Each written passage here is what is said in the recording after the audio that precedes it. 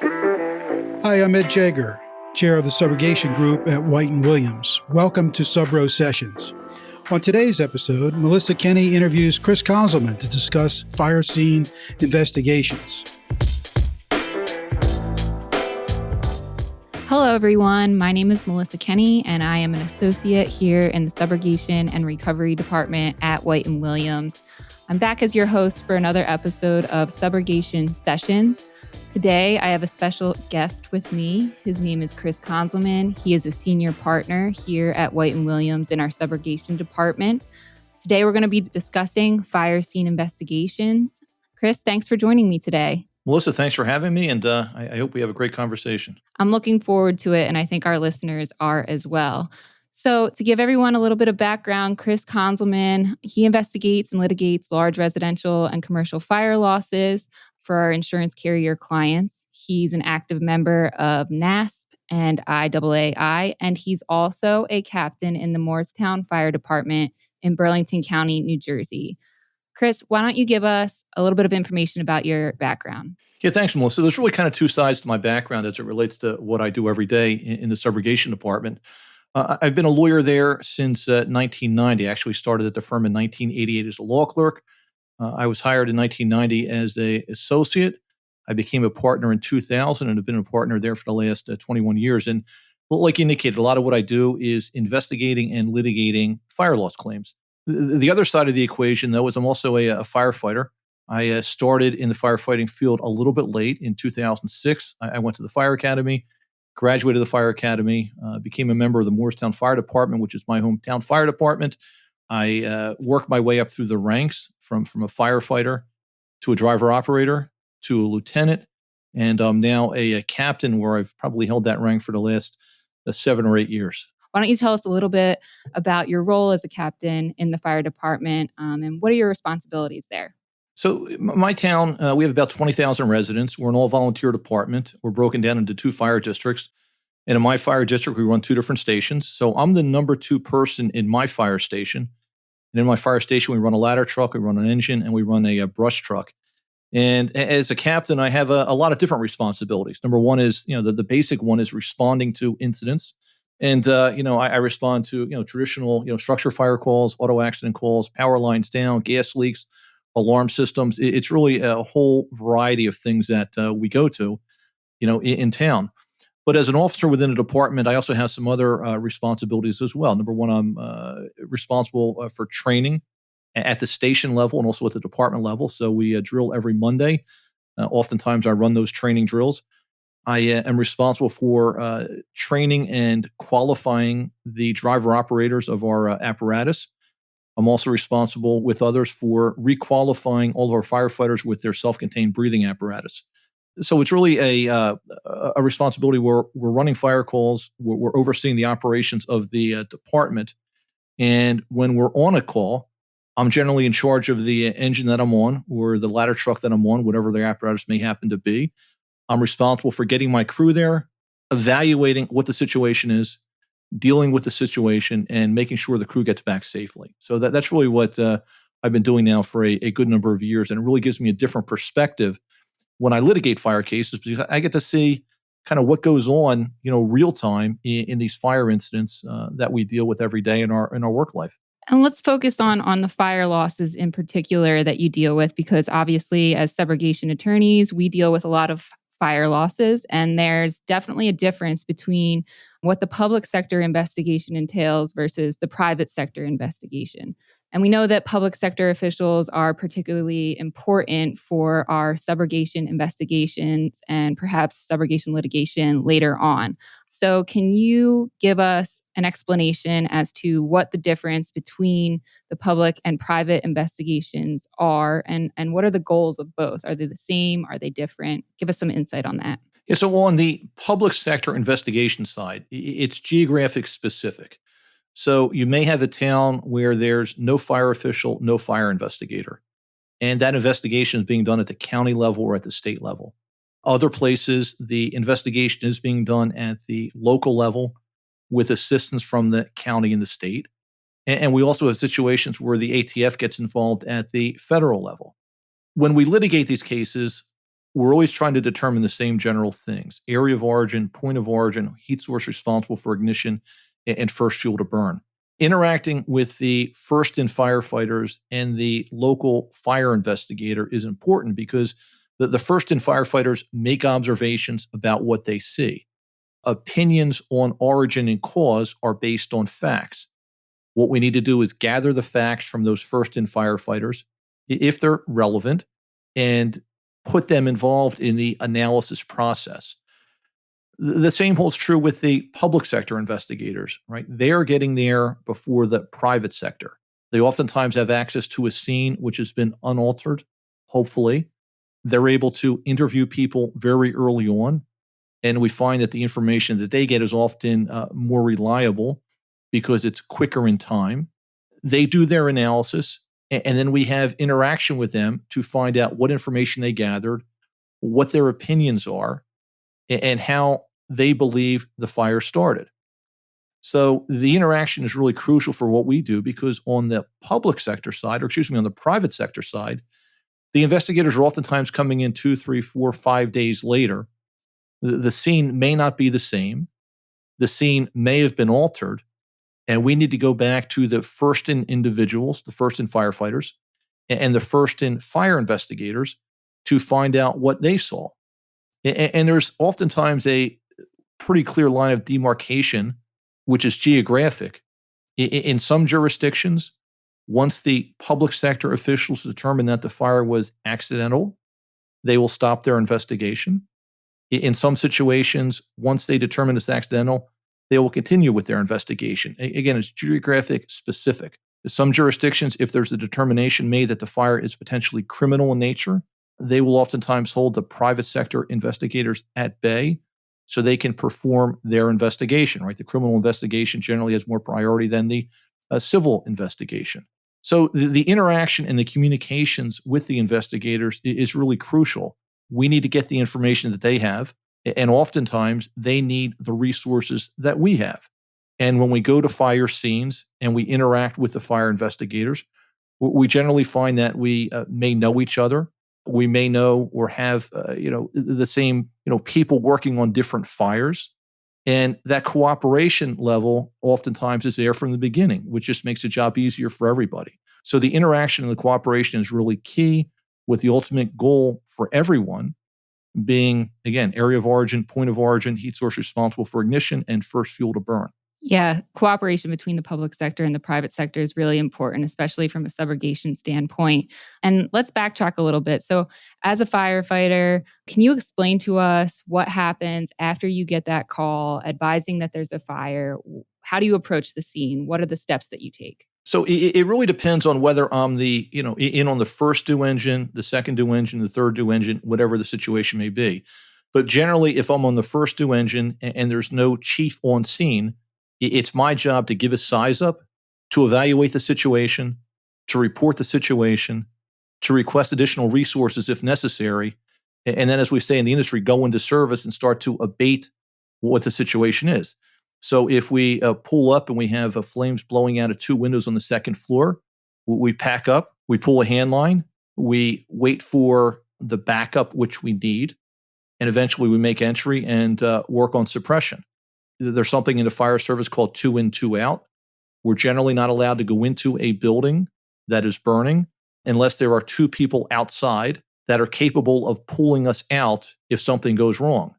There's some exceptions to that. When life is in jeopardy, then the 2 in, 2 out rule does not apply. But it's generally a very coordinated attack in terms of resources on scene, steps taken when on scene, and making sure we have significant or enough resources to address what the hazard is. The fire gets put out. We often hear the term overhaul, and overhaul really is the steps that we need to take to make sure the fire is truly out, because in the fire service, nobody wants to go back out on a rekindle. The problem that we sometimes run into is during the overhaul process, that overhaul may be taking place in the area of origin or at the point of origin. So it's a little bit jurisdiction specific. In some jurisdictions, the firefighters realize that the investigators are going to come in on the back end and will do the minimal amount of damage during the overhaul operation to preserve the fire scene. In some places that we go to, or some places where we litigate cases, we'll find that the investigators, or excuse me, the firefighters are throwing the debris from the room of origin out the window and putting it on the front lawn, which makes our job much more difficult when we're doing the investigation side of the work. So that's kind of what we do and how we do it, and how we try to preserve the scene to the extent possible, so the investigators that come in later have something to work with, right? We need to give the investigators afterwards something to work with to make their job easier. And so when we're talking about, preserving the scene in Moorestown, where you're a firefighter, how does your department preserve the scene? You have somebody that's coming in and taking photographs after the fire is put out, documenting the scene, that type of thing. Can you explain that a little bit? So we're a smaller department. We're an all-volunteer department. We have some paid personnel on the administrative side, including a fire official and some fire investigators. They may well be riding the truck with me going to the fire. But at some point, once suppression's complete, they will kind of put on their investigation hat, begin to document the scene, and begin to process the scene, usually before the trucks pull away. And they will get as much done as they can. Again, we're assuming we have daylight, because it may be necessary to come back the following morning if we don't have a lot of daylight. They will document the scene, they will process the scene, and they will attempt to come up with their determinations, again, on origin and cause. Sometimes it may be necessary to call in some additional resources at the county level. And that's not necessarily in my department. That's really in any department. You need to take advantage of the resources that are available. It's one thing to perform an investigation on a small room and contents fire that originates on a kitchen stove.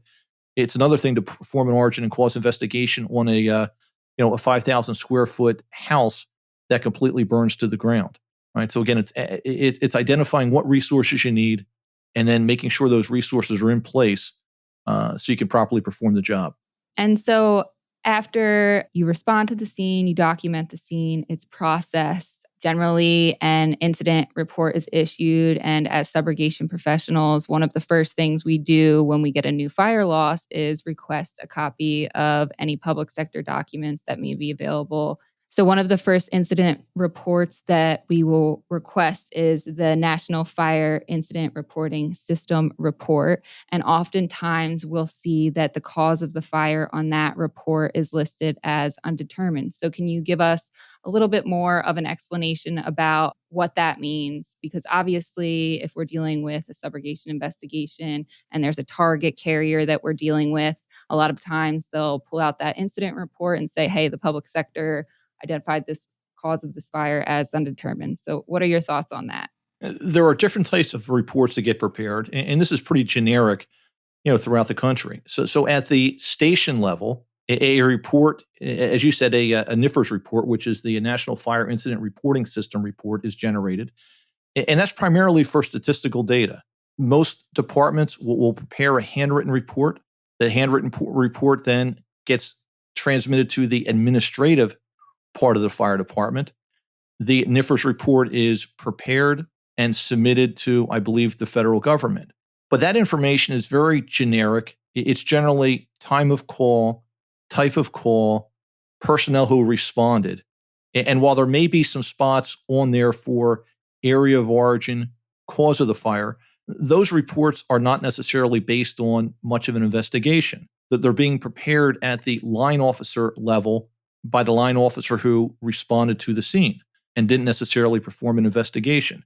Now, if we're looking at a stovetop fire, which originates on the left front burner because oil was left on the stove, that report is probably pretty reliable. If you're looking at something that's a little bit more difficult, that report is going to give you the basic run information, but not much more beyond that we can rely upon in doing the investigation. The investigation reports necessarily come from the second level of the investigation, which is that local fire investigator, the county fire investigator, or the state investigator.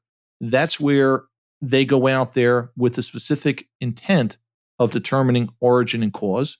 We like to hope when we get those reports that we have a nice narrative describing the property, describing the conditions encountered upon arrival, describing or setting forth the information that the witnesses provided, and also getting into the analysis using the scientific method of origin and cause. Geographic specific, sometimes we get better reports in some places than we do in other places. That's just the nature of what we do. But that information is generally pretty important. And the information is not just the report, but it's also the fire or the photographs that were taken during the early stage of the investigation. Sometimes we're lucky enough that the local investigator will collect nearby Ring doorbell video, surveillance video. Sometimes we have good interviews from the first-in firefighters, right? The person that was on that first-in hose that went in the door. And that's the type of information that we want to gather during our investigation to assist the private sector investigator that we're going to hire on our behalf as we evaluate the subrogation issues that are out there. When we request the information, we want to make sure we request not just the run report, the fire investigation report, but also the photographs and also any runtime records, which give us the time of call, time of response, time on scene, things like that. Yeah, especially the photographs can be really important too when we're dealing with scenes that may have had the contents of the room emptied out onto the front lawn. If we have those photographs and perhaps maybe evidence goes missing later on, sometimes that can be helpful. So it's definitely important to be requesting all of that information at the beginning of our investigation if that information is accessible. Next, I just wanted to touch base to end this podcast on any tips that you can give us subrogation professionals on interacting or dealing with public sector officials. Cooperation between the two are important. So what can we do to facilitate that cooperation early on? I generally find that most public sector investigators are cooperative. Sometimes there are some administrative channels that you need to go through to get the information that you need. But what I find generally works is giving them a call, having the discussion, hoping that they're willing to talk to you. And oftentimes we find that they are very cooperative and are willing to provide us whatever information we need. We also find that sometimes they want to be involved when the investigation is performed by the private sector investigators. And if that occurs, if the request is made, generally speaking, we're happy to have them participate. They may want to participate for training purposes, for experience purposes, or because they have a true interest in determining origin and cause. Keep in mind that the general goal of the public sector investigators is to determine whether or not there was an intentional act committed. In some jurisdictions, if a determination is made that there was no intentional act, they no longer stay involved in the investigation, at least in an official capacity.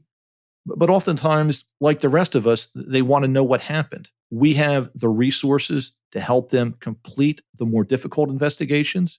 And certainly, if we're going out there to dig a fire scene and we're bringing heavy equipment to the site that they did not have access to, or if we're bringing specialized consultants to the site that they did not have access to, they may well want to get involved. And again, that's something that we very much encourage, because at some point in the future, we may need them in the litigation.